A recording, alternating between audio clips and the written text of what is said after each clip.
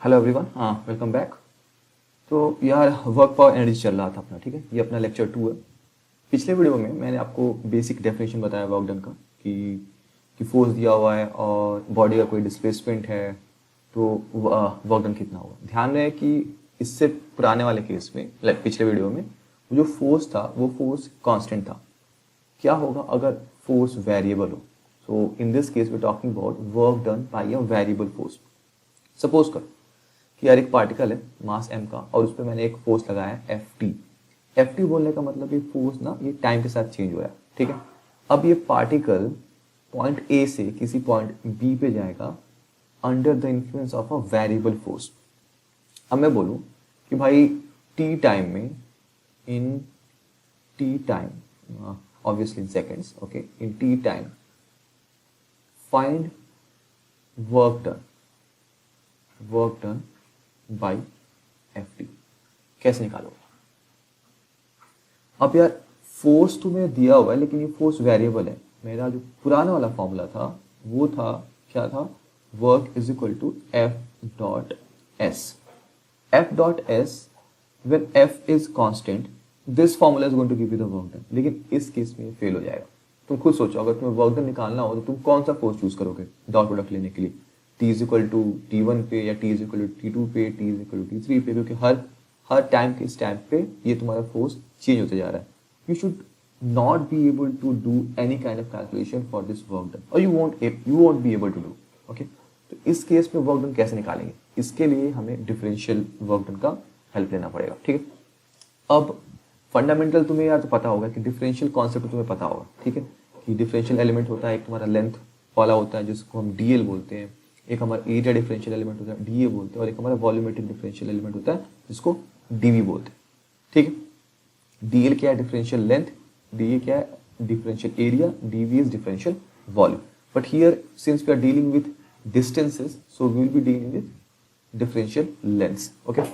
तो यार यहाँ पे अगर मुझे फोर्स इस Ft का वर्क डन निकालना, तो सबसे पहले मुझे ये देखना पड़ेगा कि भाई ये जो फोर्स है T से dt जाने में, जब ये फोर्स T से dt टाइम में जब ये कुछ चेंज हुआ होगा, कुछ फोर्स का चेंज हुआ होगा T से dt टाइम में, तो इसने इस आइटम को, या फिर मैं इसको बोलूँगा पार्टिकल को x से x प्लस डी एक्स लेके गया होगा कुछ, ठीक है। x क्या है? x मैं अज्यूम कर लेता हूँ कि जो हॉरिजॉन्टल फोर्स लग रहा है ये हॉरिजॉन्टल में मेरा है x। यार जिधर फोर्स लगेगा उधर ही बॉडी का मोशन होगा, ठीक है। अगर एक ही बॉडी है, मतलब एक ही फोर्स है, तो जिधर फोर्स लगेगा उधर ही बॉडी का मोशन होने का। सीधे सीधे ये समझ लो कि जिधर नेट फोर्स लगता है उस डायरेक्शन में बॉडी का मोशन होने का। तो यहाँ पे सीधे एक फोर्स है Ft और कोई फोर्स नहीं है, इसका मतलब बॉडी भी इसी डायरेक्शन में जाएगी and that direction suppose to be x direction, okay. So x से x प्लस डी एक्स जब बॉडी गया होगा तो बॉडी ने differential, that means extra distance जो ट्रैवल किया वो कितना किया? वो dx किया। पहले भाई वो किसी पोजीशन x पे था, फिर बाद में x प्लस dx पे आ गया। अगर इसको डायग्राम में देखना है तो सपोज कर लो ये तुम्हारा इनिशियल पोजीशन है, x इज इक्वल टू 0 है, ये तुम ले लो x is equal to x और ये ले लो तुम x is equal to x plus D X. अब थोड़ा मतलब कंफ्यूजन से थोड़ा दूर करने के लिए अपने को ले लेते हैं एक्स आई और इसको बोल देते हैं एक्स आई प्लस डी एक्स। कुछ इनिशियल है और initial plus D x is the same thing. X is basically position, you can say position पहले एक्स आई था, अभी पोजिशन एक्स आई प्लस डी एक्स हो गया। आई यहाँ पे मैटर नहीं करता, ठीक। तो अब ये एक्स आई से एक्स आई प्लस डी एक्स क्या होगा? तो मुझे इस छोटे से डिफरेंशियल टाइम, ये डी टी है ना बहुत स्मॉल है, डी टी बहुत स्मॉल है, तो जो मैं डी एक्स होगा ना ये भी बहुत स्मॉल होगा, D x is B tending towards 0। तो इस छोटे से इंटरवल में आई कैन अज्यूम कि मेरा एफ टी जो है ना चेंज नहीं हुआ है। So in the interval D T you can assume F T to be constant. बहुत छोटा सा मैंने टाइम लिया, एफ टी को चेंज होने का मौका ही नहीं मिला, ठीक है, इतना छोटा सा वो इंटरवल, ठीक है। तो इस छोटे से इंटरवल में अगर मैं डिफरेंशियल वर्क डन की बात करूं, भाई जब डिस्टेंस छोटा होगा तो मेरा वर्क डन भी छोटा होगा, no matter how big my force is going to be. Think about it, भाई मैंने अगर 100 न्यूटन का फोर्स अगर मैंने 0.0001 डिस्टेंस के लिए अगर मैं कैलकुलेट कर रहा हूँ तो मेरा वर्क डन भी कितना होगा? वर्क डन भी मेरा बहुत छोटा होने वाला होगा, ठीक है।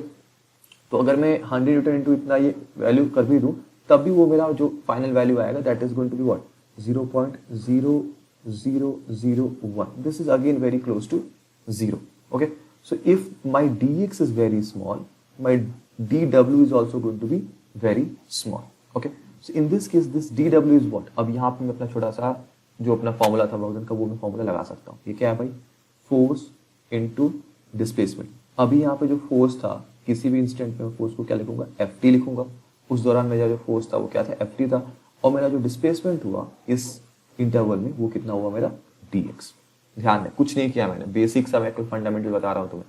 क्या हो रहा है, डी टी टाइम में body D x distance travel कर रहा है under the influence of force F T. Should be very easy. Force direction है तुम्हारा एक्स का, मतलब एक्स तुम बोलो ये आई का डायरेक्शन है. ठीक है, तो ये तुम्हारा हो गया differential work done is equal to force dot displacement.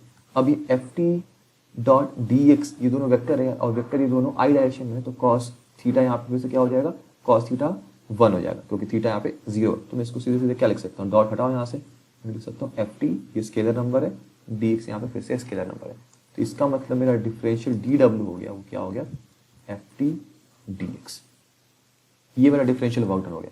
अब मुझे अगर वर्क टोटल निकालना है या फिर वर्क नेट निकालना है तो मुझे क्या करना पड़ेगा, that is going to be integration of D W. ये तो सबको पता होगा, integration of D W going from X I to X F initial से फाइनल. इसी को पॉइंट ए से पॉइंट बी भी बोल सकता हूँ. That is going to be integration of F T D X. ध्यान दें कुछ नहीं किया आगे मैंने. एफ टी तुम्हारा जो वेरिएबल फोर्स है और डी एक्स क्या है तुम्हारा डिफरेंशियल डिस्टेंस है. And this is going to go from X I to X F. ये तुम्हारा फाइनल में बोलूँगा तुम्हें कुछ याद करना है ना वर्क डन का फॉर्मूला, तो ये याद करो. Work total is equal to F T D X X I to X F. अब यहाँ पे यार ये मैंने एक्स के लिए लिया है. ठीक है, अगर मैं कोई जनरल फॉर्मूला लिखना है, जनरल फॉर्मूला में क्या हो जाएगा, जनरल फॉर्मूला में एक्स की जगह मैं क्या करूंगा, मैं पोजीशन वेक्टर लिख दूंगा. तो that is going to be F T D R R I to R F. ठीक है, अब यहाँ पे डी आर जो है ना ये एक्स और वाई दोनों कॉम्पोनेंट हो सकता है, फिर एक्स वाई जेड तीनों का कॉम्पोनेंट हो सकता है. अगेन मैं यहाँ पे अगर मैं बोलूँ कि थीटा तुम्हारा क्या, अगर मेरा डी आर और एफ टी के बीच में अगर थीटा मेरा अगर 0 है तो कॉस थीटा यहाँ पे भी 1 हो जाएगा. बट फिलहाल के लिए अभी ज़्यादा कंफ्यूज नहीं करते, ये सब प्रॉब्लम में अपन देख लेंगे कैसे कैसे 2 डायमेंशन प्रॉब्लम सॉल्व करते हैं, फिर 3 डायमेंशन प्रॉब्लम कैसे सॉल्व करते हैं. फिलहाल के लिए ध्यान रखो कि बस एक डायमेंशन है, बॉडी एक डायमेंशन मूव कर रहा है, जिधर फोर्स लग रहा है उधर ही मूव कर रहा है, एक ही डायमेंशन है मोशन का. ठीक है, तो अब यहाँ पे मेरा अगर वर्क डन का फॉर्मूला अगर ये आया तो ध्यान रहे कि अगर मेरा एफ टी कॉन्स्टेंट हुआ तब मेरा वर्क डन का फॉर्मूला क्या रहेगा, वर्क टोटल का फॉर्मूला क्या आएगा.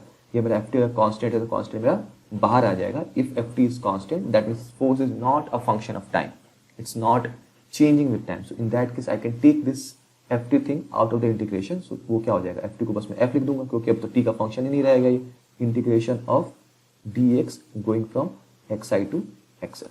ठीक है, और इंटीग्रेशन ऑफ डी एक्स क्या होता है, एक्स होता है, और X going from X I to X F क्या होगा, X F minus X I. ये क्या हो जाएगा, X F minus X I. और यही तो हो गया तुम्हारा यार फोर्स इनटू ये डिस्प्लेसमेंट वाला जो अभी पुराने वाले पिछले वीडियो में मैंने आपको बताया था. ठीक है, ये एक्स एफ माइनस एक्स आई क्या हो जाएगा, टोटल डिस्टेंस तुम बोल दो या फिर उसको डिस्प्लेसमेंट बोल दो. Okay, but this is only possible if force is constant. So here you want to write if F is constant. If f is constant then work done का तुम्हारा ये फॉर्मूला बनेगा. लेकिन अगर f constant नहीं है तुम्हारा वर्क डन का ये फॉर्मूला बनेगा. लेकिन देखो यहाँ पे तुम्हें मैंने फोर्स क्या कांस्टेंट दे रखा है, वेरिएबल दे रखा है, F T is variable. So in this case the formula for work done is going to be this one. Okay, now assume करो कि एफ टी का जो फंक्शन है ये 2t है. ठीक है, अब कुछ कैलकुलेशन भी कर लेते हैं. Let F T is equal to 2t. That means की at T is equal to 0, F कितना होगा 0 न्यूटन. ठीक है, at T is equal to 2 seconds कितना होगा फोर्स यार, हाँ 2 इंटू 2 कितना हो जाएगा 4 newton. Again at T is equal to 10 seconds कितना होगा फोर्स हो जाएगा तुम्हारा 20 न्यूटन. दिख रहा है ये फोर्स तुम्हारा चेंज होते जा रहा है. तो इस केस में वर्क डन कैसे निकालेंगे, अगर तुम्हारा फोर्स चेंज हो रहा है तो वर्क डन कैसे निकालेंगे, इसको देखते हैं अपन नेक्स्ट वीडियो में, जहाँ पे अपन प्रॉब्लम देखेंगे कि वेरिएबल फोर्स होता है तो वर्क डन एक्चुअली निकालते कैसे हैं, और फिर हम इसका एक ग्राफिकल रिप्रेजेंटेशन भी देखेंगे कि इस वेरिएबल फोर्स के वर्क डन को हम ग्राफ के फॉर्म में कैसे एक्सप्रेस कर सकते हैं। ठीक है, तो मिलते हैं अपन यार नेक्स्ट वीडियो में।